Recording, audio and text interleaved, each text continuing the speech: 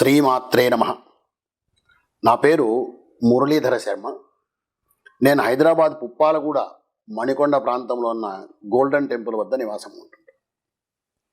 ఈరోజు నేను ఈ వీడియో ద్వారా సనాతన ధర్మానికి సంబంధించి, ప్రత్యేకించి హైందవ ధర్మానికి సంబంధించినటువంటి సమాజం ఎదుర్కొంటున్న ఒక సమస్య, దాని గురించి జ్యోతిష్యం ద్వారా ఏదైనా పరిష్కారం తెలుసుకోవచ్చా అనేది చెప్పే ప్రయత్నం చేస్తాను. సహజంగా సమాజంలో అనేక సమస్యలు వస్తుంటాయి, కానీ ప్రస్తుతం ఉన్నటువంటి సమస్య చాలా చిత్రమైన సమస్య. పిల్లలకు పెళ్ళిళ్ళు కావటం లేదు, లేదా చాలా ఆలస్యం అవుతున్నాయి అని. ఒకానొకప్పుడు ఈ సమాజము బాల్య వివాహాలతో బాధపడితే ఇప్పుడు వృద్ధ వివాహాలతో బాధపడుతోంది. 40 ఏళ్ళు, 35 ఏళ్ళు, 38 ఏళ్ళు వచ్చినా కూడా వివాహం కాకుండా ఉన్నటువంటి సందర్భాలు మనకు కనబడుతున్నాయి. రోజు నాకు వస్తున్నటువంటి జాతకాల్లో, గురుగారు ఈ జాతకం మా అమ్మాయిదండి, మా అబ్బాయిదండి, మా అమ్మాయికి 38 ఏళ్ళండి, మా అబ్బాయికి 40 ఏళ్ళండి, వివాహం కాలేదండి. వివాహం కాకపోవడం ఒక ఎత్తు అయితే, వివాహం ఆలస్యం కావడం వల్ల సమాజంలో వచ్చే అసమతలు మరొక రకం. దీనివల్ల సంతానం కలగకపోవడము, లేదా సంతానం ఇంకా ఆలస్యం కావడము, వీళ్ళు ముసలి వాళ్ళు అయినా కూడా పిల్లలుగా ఇంకా వాళ్ళు చదువుకుంటూ ఉండడము, వాళ్ళ రక్షణ చూడలేకపోవడం, ఇలా అనేక విధములైనటువంటి సమస్యలు హైందవ సమాజం ఎదుర్కొంటుంది. కేవలం పెళ్ళిళ్ళు అనేటువంటి ఆ ఒకే ఒక విషయం మీద అది ఆలస్యం కావడం అనేటువంటి కారణం వల్ల ఈరోజు ఈ జాతక భాగం ద్వారా, జ్యోతిషం ద్వారా మనము దీన్ని తెలుసుకోవడానికి ప్రయత్నం చేద్దాం. అయితే ముందుగా మనం పెళ్ళిళ్ళ గురించి తెలుసుకోవడానికి జాతకంలో ఏం చూడాలి, ఏమి పరిశీలించితే వివాహం అవుతుందా, అవుతే ఎప్పుడు అవుతుంది, త్వరగా అవుతుందా, ఆలస్యం అవుతుందా అనేటువంటి విషయాలు మనం తెలుసుకునే ప్రయత్నం చేద్దాం. ముందుగా మనం ఒక అవగాహనకు వద్దాము. 25 నుంచి 28 సంవత్సరాల వయసులో కనుక వివాహం జరిగితే, ప్రస్తుత కాల పరిస్థితుల ఆధారంగా అది అబ్బాయి కావచ్చు, అమ్మాయి కావచ్చు, ఆ వివాహం త్వరగా జరిగినట్టుగా మనం భావించవచ్చు. అలా 28 దాటితే అది ఆలస్యమైనట్టుగానే మనం గుర్తించాలి.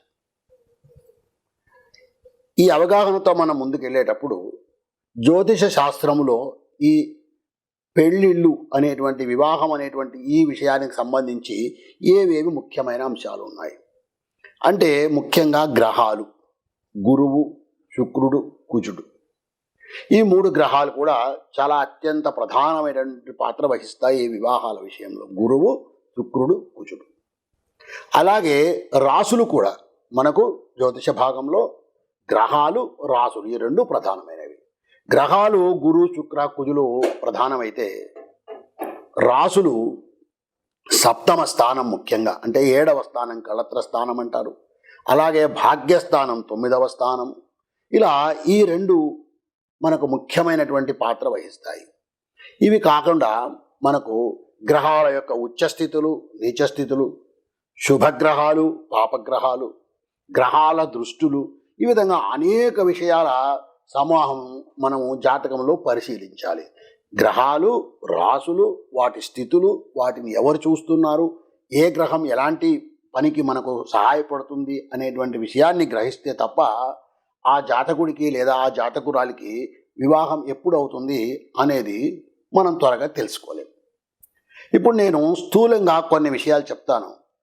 ఎలాంటి జాతక పరిస్థితులు ఉంటే, అంటే మనం జాతకం పరిశీలించినప్పుడు ఎలాంటి పరిస్థితులు ఉంటే వివాహం త్వరగా జరిగే అవకాశం ఉంది. నేను చెప్పాను, త్వరగా జరగడం అంటే 28 సంవత్సరాల వయసు లోపల జరిగే వివాహాన్ని మనము త్వరగా జరిగే వివాహం అని అనుకోవచ్చు. ఎలాంటి సందర్భంలో అవుతుంది అంటే, లగ్నము సప్తమ భావం, లగ్నం అంటే 1వ స్థానం, 1వ స్థానంలో సప్తమ స్థానం అంటే 7వ స్థానంలో శుభగ్రహాలు ఉంటే కనుక త్వరగా జరిగే అవకాశం ఉంది. ఇది ఒక విషయం మాత్రమే, ఇంకా అనేక విషయాల సమూహం వల్ల జరుగుతుంది. ఇది ముఖ్యంగా మనం గ్రహించాలి. లగ్నంలో అలాగే సప్తమ భావంలో శుభగ్రహాలు ఉంటే కనుక త్వరగా జరిగే అవకాశం ఉంది. మనం ఇప్పటికే ఎన్నో వీడియోల్లో తెలుసుకున్నాము. శుభగ్రహాలు అంటే ఏమిటి, అశుభగ్రహాలు అంటే ఏమిటి, ఉచ్చ అంటే ఏమిటి, నీచ అంటే ఏమిటి తెలుసుకున్నాం.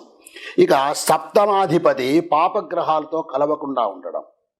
సప్తమాధిపతి అంటే లగ్నం నుంచి 7వ స్థానం ఉన్నటువంటి ఏదైతే ఉందో, ఉదాహరణకు మేషం లగ్నం అయితే మేషం, వృషభం, మిథునం, కర్కాటకం, సింహం, కన్య, తులా లగ్నం.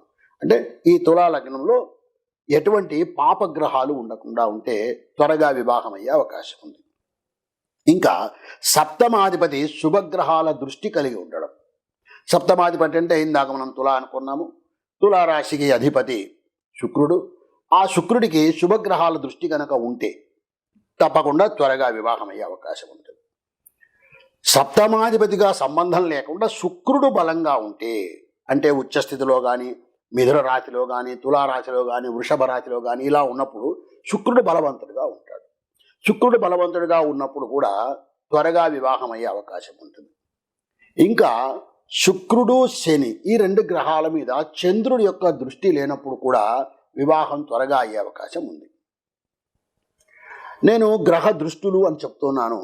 ఏ గ్రహము ఎటువంటి దృష్టి కలిగి ఉంటుంది, ఏ రాశిని చూస్తుంది అనేటువంటిది కూడా ఇక్కడ చెప్పే ప్రయత్నం చేస్తాను. ప్రతి గ్రహము కూడా తను ఉన్నటువంటి స్థానం నుంచి 7వ స్థానాన్ని చూస్తుంది. ప్రతి గ్రహం కూడా అలాగే చూస్తుంది, రాహుకేతువులకు మినహాయింపు. ఇది కాకుండా ఇంకా 3 గ్రహాలు, శని తను ఉన్న రాశి నుంచి 7వ స్థానం మాత్రమే కాకుండా 3, 10 స్థానాలను కూడా చూస్తాడు. అంటే ఇంకా ఎక్కువగా అన్నమాట. కేవలం 7వ స్థానం మాత్రమే కాకుండా 3వ, 10వ స్థానాన్ని కూడా చూస్తాడు శని. ఇక కుజుడు తను ఉన్నటువంటి ఆ రాశి నుంచి 7వ స్థానాన్ని కాకుండా మరి 2 స్థానాలను కూడా చూస్తాడు. అంటే 4వ, 8వ స్థానం, అంటే 4వ స్థానము, 8వ స్థానాన్ని కూడా చూస్తాడు.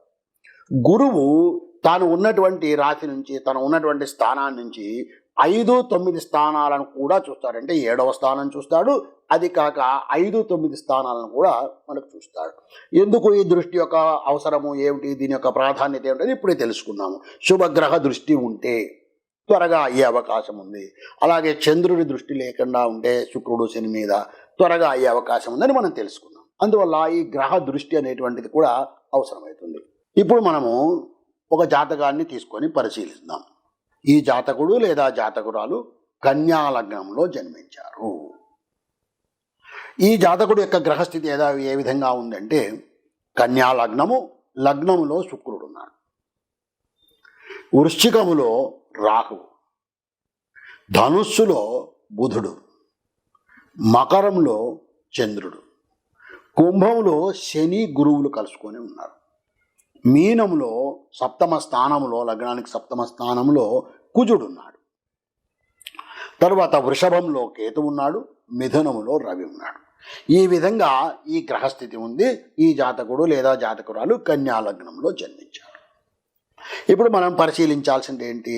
ముందుగా లగ్నం ఎలా ఉంది, లగ్నాధిపతి ఎలా ఉన్నాడు, 7వ స్థానం ఎలా ఉంది, 7వ స్థానాధిపతి ఎలా ఉన్నాడు, గురువు ఎలా ఉన్నాడు, ఈ విషయాలు మనం చూసుకొని ఒక నిర్ణయానికి వద్దాం. ఈ కన్యా లగ్నంలో పుట్టినటువంటి ఈ జాతకంలో లగ్నంలోనే శుక్రుడు ఉన్నాడు. శుక్రుడికి ఈ కన్య నీచ స్థితి. అంటే మనకు అత్యంత ముఖ్యమైనటువంటి గ్రహం ఏదైతే ఉందో ఆ గ్రహమే నీచ స్థితిలో పడిపోయింది.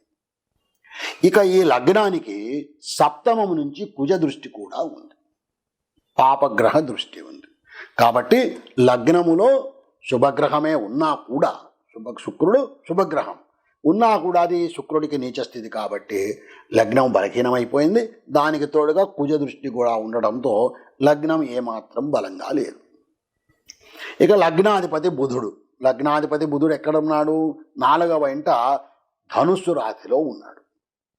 ఈ లగ్నాధిపతి బుధుడికి గురువు శత్రుక్షేత్రం, అంటే లగ్నాధిపతి కూడా బలహీనంగా ఉన్నాడు. ఈ లగ్నాధిపతికి పాపగ్రహ దృష్టి అయినటువంటి రవి గ్రహ దృష్టి కూడా ఉంది. రవి ఎక్కడున్నాడు? మిథునంలో ఉన్నాడు. అక్కడి నుంచి ఈ బుధుడిని చూస్తున్నాడు. కాబట్టి లగ్నాధిపతి కూడా బలహీనమైపోయాడు. అంటే లగ్నము బాగలేదు, లగ్నాధిపతి బాగలేడు. ఇక 7వ స్థానం, 7వ స్థానంలో ఎవరున్నారు? కుజుడు ఉన్నాడు. 7మంలో పాపగ్రహం ఉంది. కాబట్టి 7వ స్థానం కూడా బలంగా లేదు అని చెప్పవచ్చు. 7వ స్థానానికి ఎవరి దృష్టి ఉంది అంటే శుక్రుడి దృష్టి ఉంది. శుక్రుడికి కుజుడు చూస్తున్నాడు, కుజుడిని శుక్రుడు చూస్తున్నాడు. అది పాపగ్రహము, ఇదేమో నీచ స్థితిలో ఉన్న గ్రహం. కాబట్టి సప్తమ స్థానం కూడా బలంగా లేదు. శుక్రుడు గురించి మనం ఇప్పటికే విచారించాము. శుక్రుడు ఏమాత్రం బలంగా లేడు, సప్తమ స్థానం కూడా బలంగా లేదు, లగ్నాధిపతి కూడా బలంగా లేడు. ఇక గురువు లగ్నానికి 6వ ఇంట ఉన్నాడు. 6వ ఇల్లు పాపక్షేత్రం, శత్రురోగ రుణస్థానం. ఈ పాపక్షేత్రంలో గురువు ఉన్నాడు. అది కుంభరాశి. ఆ కుంభరాశిలో శనికి స్వక్షేత్రం అది. ఆ స్వక్షేత్రములో ఉన్నటువంటి శనితో ఈ గురువు కలుసుకొని ఉన్నాడు. పోని శని ఏమైనా మిత్రగ్రహమా అంటే శని కేవలం సమగ్రహం. మిత్రక్షేత్రం అయితే బహుశా పాపగ్రహము పర్వాలేదు, మనం ఆలోచన చేయవచ్చు, ఏదైనా మనకు ఉపయోగపడుతుందా అని. అలాంటి పరిస్థితి కూడా లేదు ఇక్కడ. గురువు వివాహానికి ముఖ్యమైనటువంటి వాడు. అటువంటి గురువు షష్టమ స్థితిలో ఉన్నాడు. ఉన్నటువంటి వాడు ఏమిటి? పాపగ్రహమైనటువంటి శనితో కలుసుకొని ఉన్నాడు. అది శనికి స్వక్షేత్రము, శని సమగ్రహం. ఇక్కడ ఉన్నదంతా ఏముంటాయా అంటే మకర రాశి కాబట్టి ఈయనకు కుజదోషం లేదు, అంతవరకు బాగానే ఉంది. మిగతా విషయాలన్నీ కూడా ఏమాత్రం బాగాలేవు. ఇక గోచారం చూసినట్టయితే ఈయన మకర రాశి, చతుర్థం 4వ ఇంట గురువు ఉన్నాడు. కాబట్టి గోచార రీత్యా కూడా గురువు బలంగా లేడు. వీటన్నిటినీ మనం కలిసి ఆలోచన చేస్తే తప్పక వివాహం ఆలస్యమయ్యే అవకాశమే ఉంది. మరి ఏం చేసుకోవాలి వీళ్ళు అంటే కాస్త ఎక్కువగానే ప్రయోగం చేసుకోవాల్సి ఉంటుంది. ఎలాగంటే శుక్రుడికి చేసుకోవాలి, ఎందుకంటే శుక్రుడు నీచలో పడిపోయాడు. శుక్రుడికి సంపూర్ణ నవగ్రహ జపం చేసుకోవడం అవసరం. అలాగే శుక్రుడికి తర్పణము, హోమం కూడా చేయాలి. అలాగే కుజుడు సప్తమంలో ఉన్నాడు. కుజదోషం లేకపోయినా కూడా సప్తమ స్థానంలో కుజుడు పాపగ్రహం ఉండడం వల్ల దాని ఫలితం ఉంటుంది. కాబట్టి తప్పకుండా కుజుడికి కూడా సంపూర్ణంగా చేసుకోవాలి.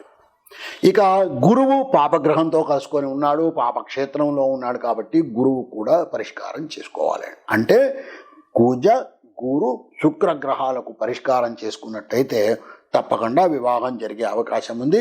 కానీ ఇది వివాహం ఆలస్యమయ్యేటువంటి గ్రహస్థితి ఉన్నటువంటి ఒక జాతకము. శ్రీమాత్రే నమః.